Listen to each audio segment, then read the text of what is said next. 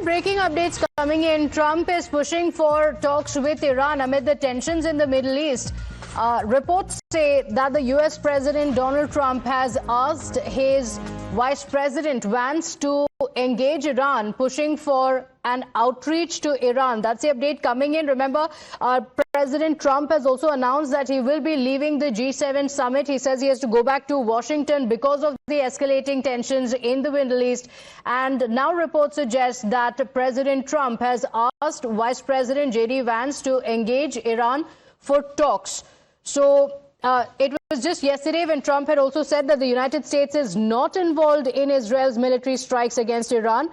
But he did say that it could be possible that they could get involved. Now, Donald Trump has also taken to Truth Social, the social media account, and here's what he says. Iran should have signed the deal I told them to sign. What a shame and waste of human life. Simply stated, Iran cannot have a nuclear weapon. I said it over and over again. Everyone should immediately evacuate Tehran. Now, this was the message that came from Donald Trump even as he was in the G7 summit. Not much detail being given out, but saying everyone should immediately evacuate Tehran. So, Srinjoy, just putting things together, two and two together.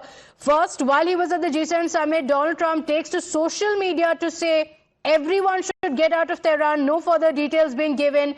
Then he makes the announcement that he will be cutting short the G7 summit visit to return to Washington. And now the Vice President of America appears to be involved in this peace process. Now this is a typically Trumpian situation. First he says, you do the deal. Then he says, evacuate Tehran. Then he tells his vice president to ensure the peace process begins. But the bottom line is that J.D. Vance, the vice president of America, has been entrusted with the task of bringing peace to the region. Now, how he will do it, naturally with the help of his national security advisor and Secretary of State, we do not know what the exact procedures will be. But naturally, first there will have to be a ceasefire. This exchange of missiles, the exchange of drone attacks will have to end.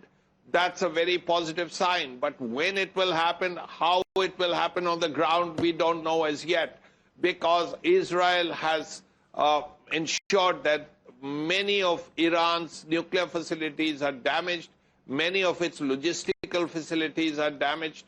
Also, some of its military leaders have been killed. Iran also has inflicted some damage on Tehran and ports like in Haifa. So it's a very difficult situation at this point. This near war has led to a lot of casualties, has created a lot of damage, done a lot of damage.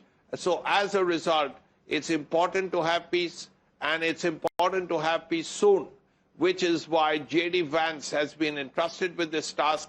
We will have to see how far America can go and how much help other countries will also give America, whether it's Qatar, whether it's Oman, whether it's a country like even Saudi Arabia.